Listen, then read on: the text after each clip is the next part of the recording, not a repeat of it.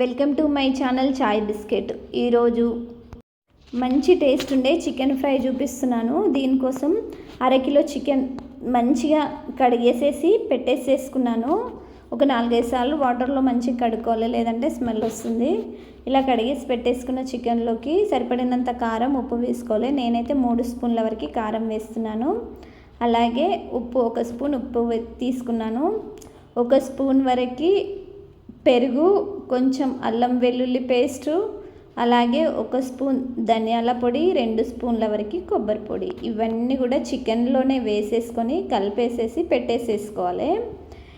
ఇలా చికెన్లో ధనియాల పొడి, కొబ్బరి పొడి వేయడం వల్ల అది మంచిగా ఫ్రై అయ్యి టేస్ట్ అనేది తినేటప్పుడు చాలా అంటే చాలా బాగుంటుంది. ఒక్కసారి ట్రై చేయండి మీరు, ఇలా నేను చూపించినట్టుగా చాలా మంచి టేస్ట్ వస్తుంది. అందుకనేసి ఇవన్నీ కూడా ఇలా చికెన్లో వేసేసుకొని ఈ చికెన్కు అంతా ఇట్లా మంచిగా పట్టియాలి.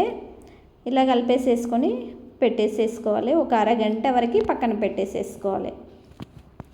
ఇప్పుడు స్టవ్ మీద డిష్ పెట్టుకొని ఆయిల్ వేసుకుంటున్నాను. నాన్ వెజ్లోకి కొంచెం ఆయిల్ ఎక్కువనే పడుతుంది కాబట్టి నేను 2.5 స్పూన్ల వరకు ఆయిల్ వేసుకున్నాను. అలాగే బిర్యానీ ఆకు, బండ పువ్వు. ఈ బండ పువ్వు వేయడం వల్ల నాన్ వెజ్ అనేది మంచి టేస్ట్ వస్తుంది. అందుకని నేను బండ పువ్వు వేస్తూ ఉంటాను. అలాగే 2 పెద్ద ఉల్లిపాయలు కట్ చేసి పెట్టేసేసుకున్నాను చిన్న ముక్కలుగా. ఈ ఉల్లిపాయ ముక్కలు ఇందులో వేసేసుకొని మంచిగా ఫ్రై చేసుకోవాలి. అయితే ఉల్లిపాయలు ఎంత మంచిగా ఫ్రై అయితే చికెన్ ఫ్రై అనేది అంత మంచి టేస్ట్ వస్తుంది. అందుకనేసి మంచిగా ఫ్రై చేసుకోవాలి బ్రౌన్ కలర్ వచ్చేంత వరకు.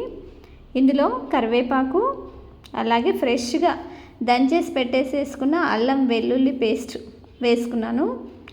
అలాగే పసుపు కూడా వేసేసుకొని ఈ ఉల్లిపాయలు బ్రౌన్ కలర్ వచ్చేంత వరకు ఫ్రై చేసుకున్న తర్వాత ఇప్పుడు ఇందులోకి మ్యాగ్నేట్ చేసి పెట్టేసేసుకున్నాం కదా, ఈ చికెన్ ఇందులో వేసేసుకోవాలి.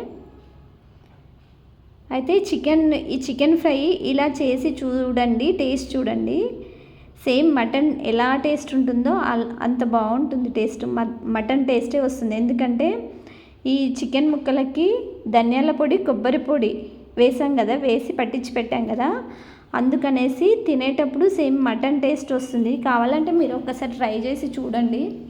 ఇప్పుడు చికెన్ ఇందులో వేసేసుకొని మంచిగా కలిపేసేసుకొని మూత పెట్టేసుకొని ఫ్రై చేసుకోవాలండి. ఎందుకంటే అన్నీ ఒకేసారి వేసేసుకున్నాం కాబట్టి ఇంకా వేయడానికి ఏమి లేదు కాబట్టి ఇలా మధ్య మధ్యలో కలుపుతూ ఉండాలి. మూత పెట్టేసేసుకొని ఇక్కడ కూడా అడగంటనివ్వద్దు, మాడిపోనివ్వద్దు.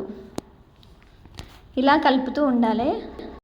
స్లిమ్లో పెట్టుకొని ఫ్రై చేసుకోవాలి. అయితే మంచిగా లోపల వరకు ఉడుకుతుందండి చికెన్ ముక్క అనేది. హైలో పెట్టేస్తే చికెన్ అనేది మంచిగా ఉడకదు, తర్వాత డైజెషన్ ప్రాబ్లమ్స్ వస్తాయి. అందుకనేసి స్లిమ్లో పెట్టుకొని మంచిగా ఉడికించుకోవాలి. అయితే మేము చికెన్లోకి మసాలా కారం వాడతాము. చికెన్ నాన్ వెజ్ వండుకున్నా మసాలా కారం వేసుకుంటే టేస్ట్ అనేది చాలా అంటే చాలా సూపర్గా ఉంటుంది. ఇప్పుడు పుదీనా వేసుకున్నాను కొంచెం. ఇలా మంచిగా కుక్ చేసుకోవాలి.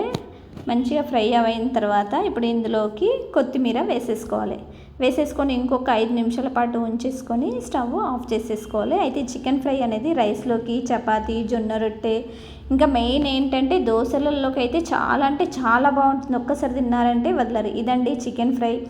మా ఛానల్ని ఎవరైతే చూస్తున్నారో వాళ్ళు తప్పకుండా సబ్స్క్రైబ్ చేసుకోండి. మా ఛానల్ చాయ్ బిస్కెట్. ఇలాంటి మంచి వీడియోస్ అని కూడా నోటిఫికేషన్ రూపంలో రావాలంటే మా ఛానల్ చాయ్ బిస్కెట్ ఛానల్ని తప్పకుండా సబ్స్క్రైబ్ చేసుకోండి. మీ ఫ్యామిలీ మెంబర్స్కి, మీ ఫ్రెండ్స్కి షేర్ చేయండి. అలాగే లైక్ చేయండి. మీరు టేస్ట్ చేసి మీకు ఎలా కుదిరిందో ఒక్క కామెంట్ పెట్టండి. Thank you.